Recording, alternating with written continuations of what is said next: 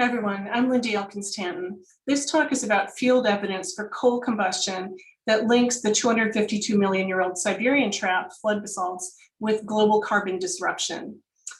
This is a 10-minute talk to add to a very brief talk that we gave at the European Geophysical Union meetings about this topic this year.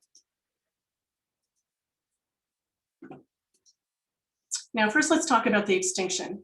The end-Permian is marked, first of all, by the largest extinction in Earth history, one in which more than 70% of land species and more than 90% of ocean species went extinct. It was almost the end for a while of multicellular life on Earth. Among the species that went extinct were the trilobites, the crinoids, and eurypterids, one of my favorite, most amazing kind of creatures, and they were up to 2.5 meters. They were really big. We did a lot of field work for this project. And in the next slide, I'll show you a map of where we went. In this map, you'll see in purple where the flood basalts themselves, the lavas, are the first rocks that you get to if you dig down through the amazing taiga and tundra of central Siberia. And in white is where they are overlain by younger rocks, but they can be accessed by drill cores, as has been done extensively by the Soviets and the Russians. In white are the labels of the locations and the rivers where we sampled over 6 different field seasons. The field seasons I'll talk about in this talk were from 2006 through 2012. And of the hundreds of samples that our teams collected, we examined in detail 22 samples of volcaniclastics and tuffs. So the result of explosive eruptions from the south, the central, and the northern parts of the province. The 5 locations marked with these orange stars are where we found volcaniclastics, and in some cases tuffs, and in them we found burnt coal fragments.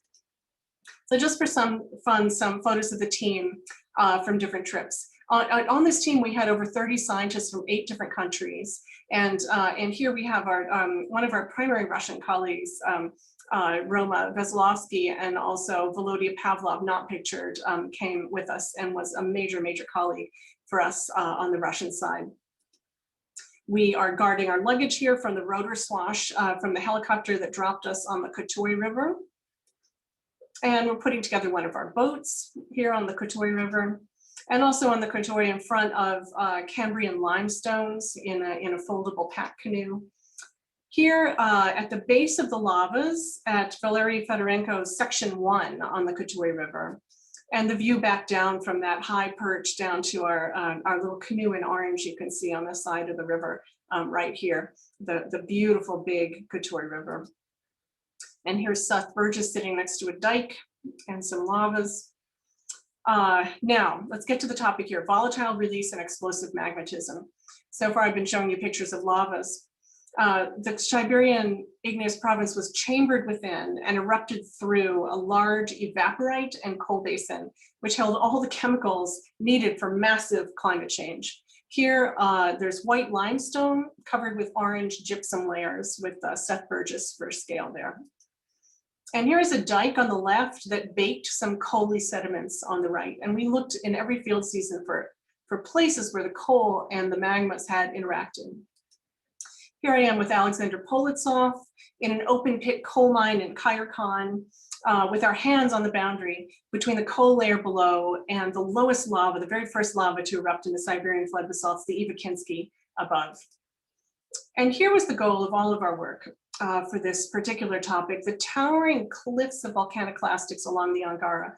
Every single bit of this was an explosive eruption of some kind, all the way up the cliff from the waterline to the top. Here's another cliff of volcaniclastics on the Angara, this one with me for scale. Yet another complete cliff of volcaniclastics. It was like this on the Nizhnaya Tunguska as well. Here are accretionary lapilli at the confluence of the Kata and the Angara rivers, and a chunk of coal carried from the subsurface by a volcaniclastic eruption. Here's some specular sandstone clasts, similarly carried from depth by eruption, here with Ben Black. And here are photomicrographs of the burnt coal and carbonaceous matter within the volcaniclastics themselves. This is where we went to find evidence for a lot more carbon burning and release into the atmosphere that we found. Of the 22 samples we examined, 11 samples that spanned 5 geographically separated regions had visible organic fragments, also known as coally particles or macerals, in different forms and shapes occurring within the rock matrix and intercrystalline spaces. All of these, by the way, all the volcanic clastics are basaltic. They're the same fundamental lavas as fundamental composition as the lavas that overlie them. But in the earliest phase and then periodically throughout, they were explosive rather than effusive. We determined the thermal maturity of these organic particles using random vitrinite reflectance. Higher reflectance values are indicative of higher thermal maturation of the organic matter. The thermal maturation of the particles ranged from marginally mature at the top left to mature on the right. The most thermally mature particles, those on the right, are cenospheres and char particles formed due to combustion of organic matter at a high rate of heating and at high temperatures, 1300 degrees Celsius, and by explosive devolatilization of organic matter and formation of balloon-shaped light char that is easily airborne. We recognize 2 types of cenospheres. Cenospheric particles that show plastic deformation and bright oxidation rims indicative of rapid heating in the presence of air, possibly of a woody origin even, and strongly anisotropic cenospheres showing fine-grained optical texture, typically found as combustion byproducts of molten coal. So there's our evidence for extreme heating, entrainment from depth. Of the 8 volcaniclastic samples from the most southerly regions, the Podkameny, Tunguska, and Angara rivers, 7 contained coal fragments. Only 3 of the 8 samples from the Nizhnaya Tunguska River in central Siberia, where the southernmost lavas appear, contain coal.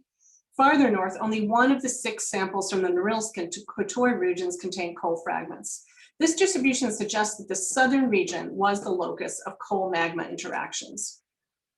Field evidence suggests this schematic, that ascending magmas entrain xenoliths of coal and carbonaceous sediments that are carbonized in the subsurface and also combusted, either through reduction of magmas or when exposed to the atmosphere. In all of our field seasons, we found very little evidence for magmas actually burning coals on the surface. They could bake them in some cases, but really they're erupting fairly fast, and at that point they're fairly cold. The reaction really occurs in the subsurface, and along with the fluids in the subsurface in the evaporite basin, drove these phreatomagmatic and in fact tough eruptions. Also see Wu et al., by the way, for the latest comprehensive carbon isotope information. So our findings provide direct field evidence that Siberian trap magmas incorporated and combusted coal and organic rich material. This combustion may have been linked to the formation of breccia pipes in the region. The presence of cenospheres and char also provides evidence for ejection of combusted coal ash into the atmosphere, supporting previous suggestions of significant coal fly ash at this time over Siberia, carried on global air currents and deposited in the Arctic Canada Sverdrup Basin, where Steve Grasby found them and published on them some years ago. In addition to carbon released from the mantle and thermally metamorphosed country rocks, our results show that coal combustion also liberated light carbon, contributing to global warming and the carbon cycle disruption that characterized the Permo-Triassic mass extinction. Thank you.